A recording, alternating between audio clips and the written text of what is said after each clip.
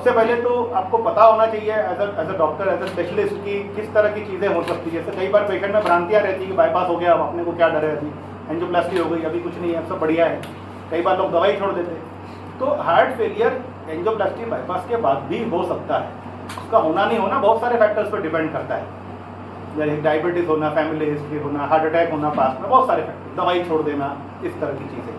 तो इसे डायग्नोज करने के लिए पहले क्लिनिकल सस्पिशन बहुत ज़रूरी है। अगर हार्ट का पंपिंग कम है और ईसीजी में फ़र्क है, ईसीजी जो हम लोग बोलते हैं कि लेफ्ट बंडल ब्रांच ब्लॉक अगर ईसीजी में है, इसका मतलब है कि हार्ट के दोनों वेंट्रिकल्स, दोनों नीचे के चेम्बर्स बराबर एक साथ काम नहीं कर रहे हैं, अलग अलग काम कर रहे हैं। तो वो एक में से फाइट कर रहे हैं और इसलिए पंपिंग में रुकावट आती है, प्रॉब्लम्स आते हैं और पेशेंट को सांस फूलना और थकावट होता है। तो वो सिंक्रोनाइज करने के लिए हम जो डिवाइस लगाते हैं वो उसको सीआरटी बोलते हैं। वो डिवाइस ये काम करती है कि दोनों जो चेम्बर्स हैं वो हम दोनों चेम्बर्स में लीड्स लगाते हैं इलेक्ट्रिकल स्टिमुलेशन के लिए, और इस तरीके से सिंक्रोनाइज करते हैं कि दोनों चेम्बर्स एक साथ काम करें। ये दोनों चेम्बर्स जब एक साथ काम करने लगते हैं तो पेशेंट के जो सिम्टम्स हैं वो काफ़ी तरह से कम हो जाते हैं और पंपिंग भी इम्प्रूव करने में मदद करता है।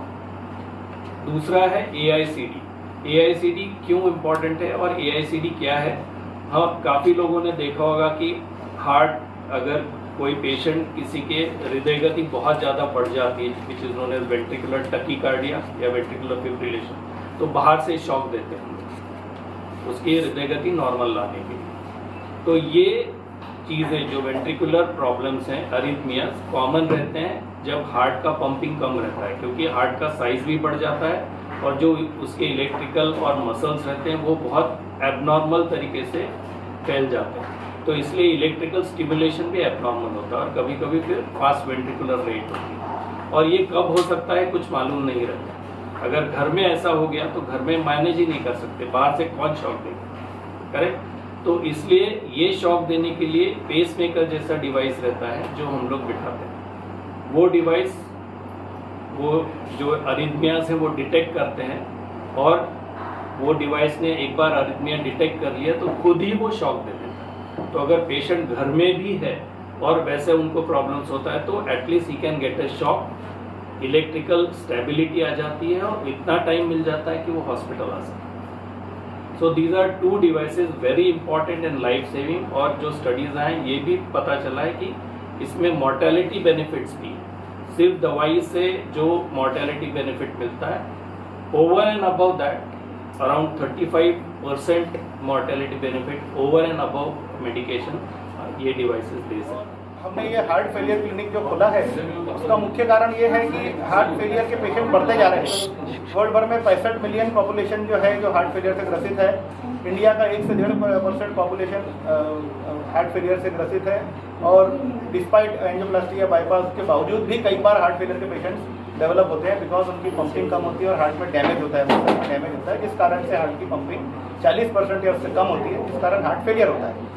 तो इस तरह के पेशेंट बढ़ रहे हैं तो हमने हार्ट फेलियर क्लिनिक लॉन्च किया है, जिसमें मुख्यतः कार्डियोलॉजिस्ट रहेंगे, मैं doctor Tiwari, doctor Khandekar and doctor Padole, doctor Pathak जो सर्जन हैं, then echocardiographer, dedicated nurse, dedicated technician, then dietitian, counsellor, psychologist, उसमें पूरी टीम रहती है और कार्डियक एनेस्थेटिस्ट भी है हमारे पास। तो सब लोग का मिलके एक प्रॉपर अवेयरनेस हम बढ़ाने की कोशिश करेंगे और उनका सही तरीके से मार्गदर्शन करके, सही तरीके गाइडेंस करके उसका इलाज करने की कोशिश करेंगे। तो ये थी अब तक की न्यूज़ अपडेट्स। आप इसी तरह हमारे साथ जुड़े रहिए और देखते रहिए NGP लाइव न्यूज़।